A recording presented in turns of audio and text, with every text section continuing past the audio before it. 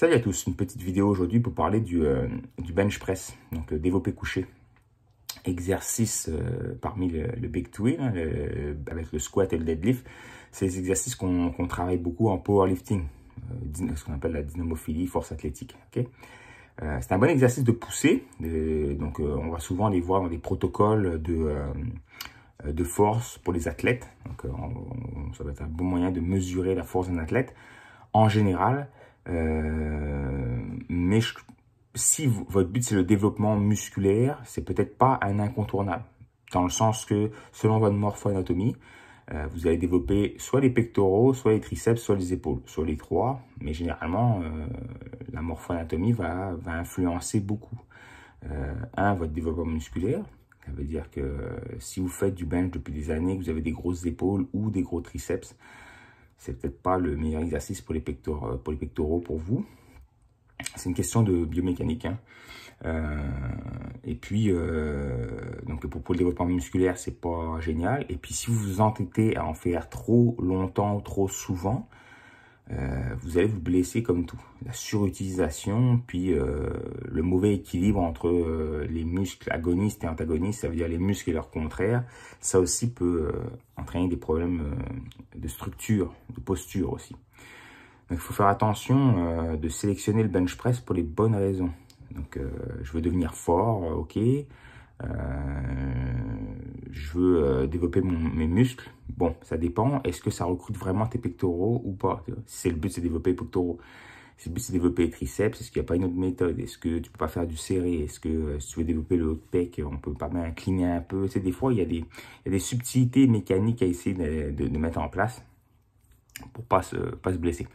L'autre chose, pour la blessure, donc il y a la surutilisation, il y a la mauvaise sélection d'exercice, donc on le fait pour la mauvaise raison. Il y a le mauvais équilibre agoniste-antagoniste, c'est-à-dire que si vous travaillez jamais les muscles du dos, c'est des muscles qui rapprochent les omoplates ensemble et les muscles qui descendent les omoplates. Donc ça peut être une autre problématique.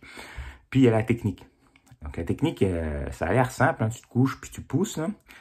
Tu te couches sur un banc horizontal, puis tu pousses. Mais en fait, c'est plus compliqué que ça, dans le sens que dans tous les exercices, il doit y avoir une espèce de torque qui s'installe. Comme au squat, j'ai une vidéo qui s'appelle le torque au squat. Donc, il y a des visser les pieds dans le sol. Là, c'est le même principe.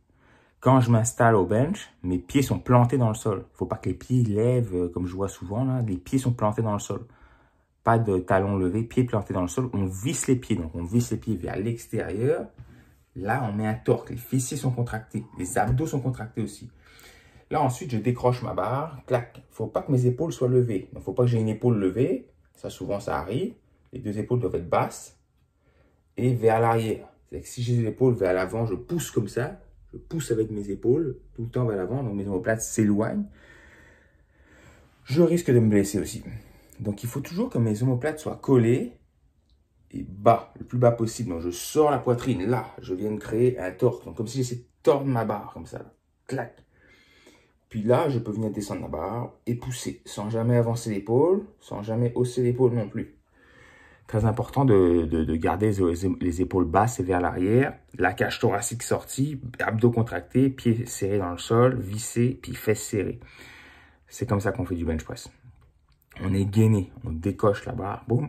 Et on descend la barre, ligne mammaire, ici, et on pousse, hop, sans hausser les épaules, sans avancer les épaules, sans bouger les pieds, sans perdre le gainage.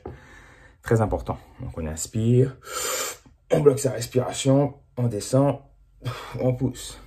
C'est comme ça qu'on fait du bench press. En gardant un bon torque dans les pieds et dans les mains, comme si je tordais ma barre.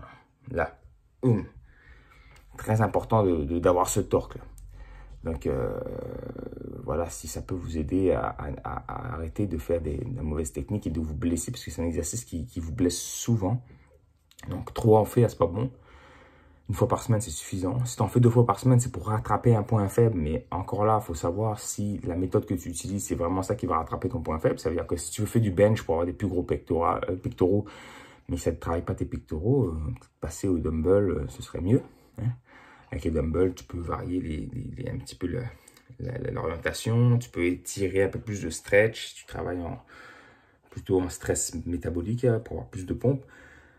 C'est important. Si tu veux des plus gros triceps, ben le Le bench peut être bien, tu peux serrer plus la prise, tu peux travailler du partiel, c'est-à-dire tu floor press, tu poses tes coudes au sol, tu pousses, ou dans une cage, ou mettre des chaînes, des élastiques, pour ceux qui veulent travailler la puissance, ou travailler plus la fin du mouvement, où on est plus fort, où les triceps participent plus aussi.